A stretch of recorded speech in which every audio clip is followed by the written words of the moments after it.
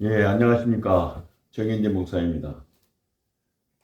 저는 육군항공병과에서 23년간 군대 생활을 하고 신학을 공부해서 군승교사로 14년간 사역을 감당하고 4년 전에 은퇴한 은퇴 목사입니다. 오늘 본문은 한 율법 교사가 예수님을 시험하여 내가 무엇을 해야 영생을 얻을 수 있습니까? 하는 질문부터 시작이 됩니다. 이 율법사의 질문은 영생에 관심 있는 그리스도인이라면 누구나 할 수 있는 근본적인 질문입니다. 예수님이 율법사의 질문을 받으시고 역으로 질문을 하십니다. 율법에 무엇이라고 기록되어 있으며 내가 어떻게 읽느냐라고 말씀하셨습니다. 율법사는 율법 전체를 요약해서 정확하게 대답을 합니다. 내 마음을 다하며 목숨을 다하며 힘을 다하며 뜻을 다하여 주 너희 하나님을 사랑하고 또한 내 이웃을 내 자신과 같이 사랑하라 하였나이다 라고 대답을 합니다. 그러자 예수님께서 율법사에게 이렇게 말씀하십니다. 내 대답이 옳도다. 이를 행하라. 그러면 살리라고 말씀하셨습니다. 예수님 당시 율법사들은 613가지가 되는 율법을 만들어 놓고 다른 사람들을 정죄하는 도구로 삼았습니다. 어떤 사람이든 율법의 잣대를 들이대면 살아남을 사람은 아무도 없습니다. 왜? 율법이 바로 그런 역할을 하기 때문에 그렇습니다. 율법사들의 문제는 율법을 자신들에게는 적용하지 않고 다른 사람들에게만 적용한 것입니다. 그러면 율법사들이 완전해서 자신들에게 율법을 적용하지 않는 것일까요? 아닙니다. 오히려 율법사들은 그 마음이 검은 죄로 꽉 차 있었기 때문에 자신들의 잘못을 깨닫지 못했습니다. 사람의 마음이 깨끗하면 깨끗할수록 작은 잘못도 크게 느껴지게 되어 있습니다. 하얀 바탕에 검은 점, 작은 검은 점 하나도 선명하게 드러나 보입니다. 그러나 검은 종에 있는 아무리 큰 검은 점도 잘 나타나지 않는 이치와 동일한 것입니다. 그래서 우리 그리스도인들은 회개를 하면 할수록 더 많은 잘못이 느껴져서 눈물 콧물을 흘리면서 울고 불고 난리를 치는 것입니다.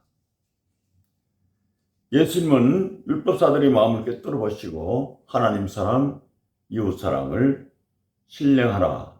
그렇게 하면 살리라고 말씀하셨던 것입니다. 저는 율법과 복음을 이렇게 설명을 합니다. 사람은 병이 들면 병원에 갑니다. 병원에 가면 병명과 병의 정도 그리고 병의 정확한 위치를 알기 위해서 엑스레이나 CT 그리고 MRI를 찍습니다.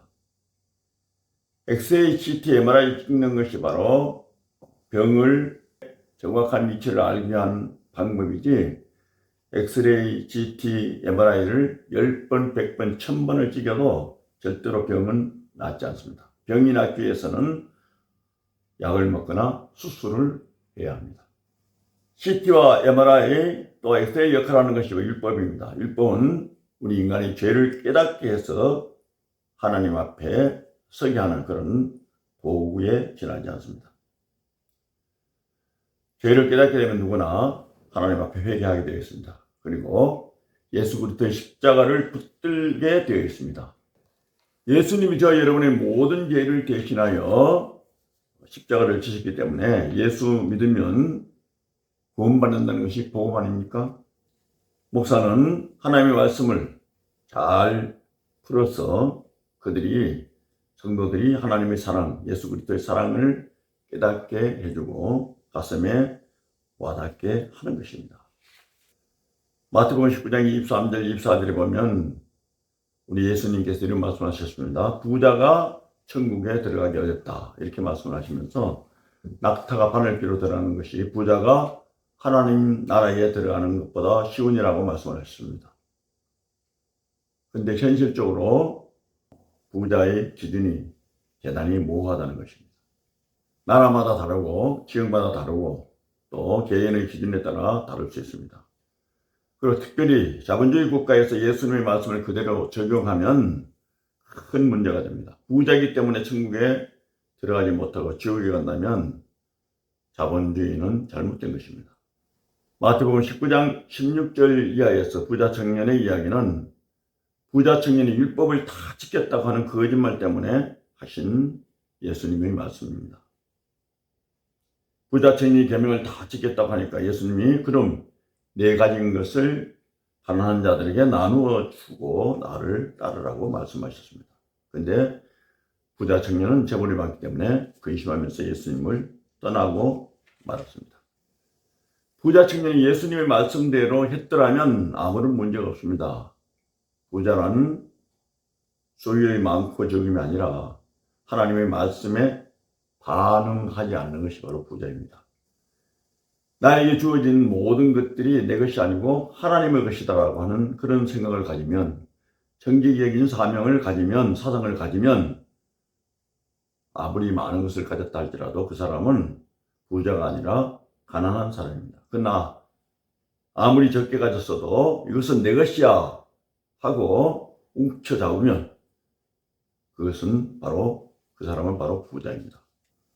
소유물뿐만 아닙니다. 자신이 가진 재능이나 지식이나 또 하나님 앞에 모든 것을 내어놓을 때 그것은 가난한 자가 되지만, 그러나 건강조차도 내 것이라 생각하면 이것은 바로 부자입니다. 마태복음 5장 3절에서 예수님은 심령이 가난한 자는 복이 있나니 천국이 그들의 것이며 라고 말씀을 하셨습니다. 그래서 부자는 자기의 것이라고 생각하는 데서 문제가 있습니다. 모든 것이.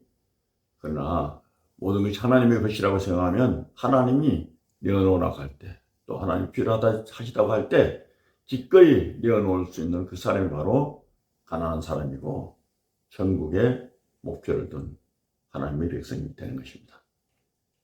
어떤 분이 집에서 개 2마리를 키운다고 합니다. 2마리 중 1마리는 주인을 좋아해서 주인을 따라다니고 주인의 주는 것만 먹는다고 합니다. 잠도 주인 곁에서 자고 주인을 기쁘시게 하는 그런 주인 뜻대로 사는 그런 개라고 합니다. 다른 1마리 개는 주인에게는 별로 관심이 없답니다. 오직 먹이에만 관심이 있는 그런 개인데, 이 주인이 먹을 것을 똑같이 주면 못된 개는 자기 것을 빨리 먹어버리고 그리고 또 뺏어 먹는다는 거죠. 주인의 뜻대로 잘 따르는 개는 싸우지도 않고 먹을 것을 다 뺏기고 나서 멍하니 주인만 바라본다고 합니다. 왜? 주인이 또 줄 알기 때문입니다. 우리가 어떤 문제에 부닥치면 내 힘으로, 내 능력으로 하려고 하지 말고 능력의 근본이신, 원천이신 하나님을 바라봐야 됩니다. 그러면 하나님께서 해결해 주는데 우리는 내가 하려고 하기 때문에 항상 문제가 되는 것입니다. 누가복음 16장에 보면 불의한 청지기 이야기가 나옵니다. 이 불의한 청지기는 주인의 재물을 다 낭비하다가 주인으로부터 해고 통보를 받게 됩니다. 주인의 뜻대로 쓴 것이 아니라 자기를 위해서 자기 뜻대로 사용했기 때문입니다. 해고 통보를 받은 이 청지기는 그제 정신이 번쩍 들었습니다. 아, 큰일 났구나. 내가 해고하고 난 후에 어떻게 살아야 할까? 그렇게 생각하다가 한 가지 생각을 하게 되는데, 주인에게 빚진 사람들의 빚을 탕감해 주게 됩니다. 그러면 내가 이제 해고당하고 난 후에 그들이 나를 자신들의 집으로 영접할 것이라는 그런 생각을 하게 되면서 행동이 달라지게 됩니다.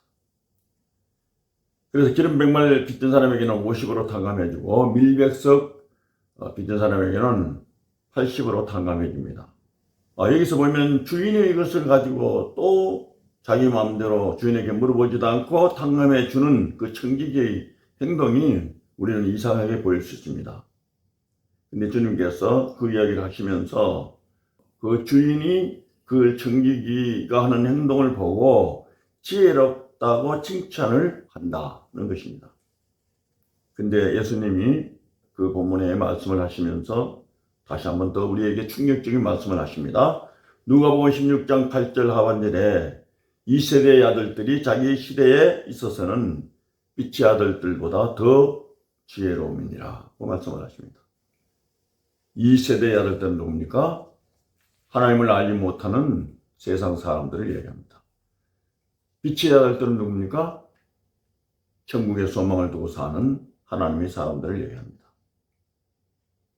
예수님의 말씀은 세상 사람들도 이렇게 서로 도우며 사는데 천국에 소망을 둔 너희들은 지금 무엇을 하며 어떻게 사느냐는 그런 말씀입니다. 말씀을 맺겠습니다. 오늘의 말씀의 제목이 무엇을 하여야입니다. 정답 역시 본문에 있습니다. 하나님 사랑, 이웃 사랑입니다. 중요한 실천입니다. 부자 청년처럼 실천하지 못하면 아무것도 아닌 것입니다. 하나님은 저와 여러분을 너무너무 사랑하셔서 자신의 아들을 이 세상에 보내주셔서 십자가에 죽게 하시고 저와 여러분들을 구원하셨습니다. 우리가 그 하나님의 사랑을 깊이 깨달을 때 하나님에 대한 경외심이 생기고 하나님에 대한 진정한 사랑의 마음이 우리 가슴에 솟구치게 되는 것입니다. 여러분, 혹여나 가족 중에 누가 너무너무 고통스러워하고 죽어가는 모습을 본 적이 있으십니까? 그때 그 마음이 얼마나 아프셨습니까? 저도 그런 경험을 최근에 가졌습니다만, 제가 그런 경험을 하기 전에는 정말 하나님의 사랑을 깊이 깨닫지 못했습니다. 모든 것을 다 하실 수 있는 우리 하나님께서 십자가에 그렇게 고통받으시고 물과 피를 다 쏟으실 정도로 힘든 그런 십자가 죽음을 맞이했는데 모든 것을 하실 수 있는 우리 하나님께서 그 죽어가는 자신의 아들을 보면서 끝까지 참으시고 끝까지 견디어 내시면서 저와 여러분을 구원해 주셨다는 사실에 우리는 얼마나 감동을 느껴야 하는지 다시 한번 생각해 보아야 합니다. 이것이 바로 하나님 사랑입니다. 하나님이 저와 여러분을 얼마나 사랑하신지를 다시 한번 생각할 때 우리는 하나님 사랑 또 이웃 사랑의 실천을 할 수가 있는 것입니다. 저와 여러분들이 이 세상을 살아가면서 하나님을 기쁘시게 하는 일이 무엇이겠습니까? 그야말로 하나님을 사랑하고 그리고 내 이웃을 내 몸처럼 사랑하는 그 하나님의 말씀을 우리가 실천하게 할 때 하나님 앞에 영광을 올려드리고 우리가 하나님 앞에 살아가는 귀중한 삶을 살게 될 것입니다. 오늘 하루도 여러분 승리하시고 하나님의 은혜가 여러분 가슴 속에 충만하시기를 주 예수 그리스도의 이름으로 기원합니다.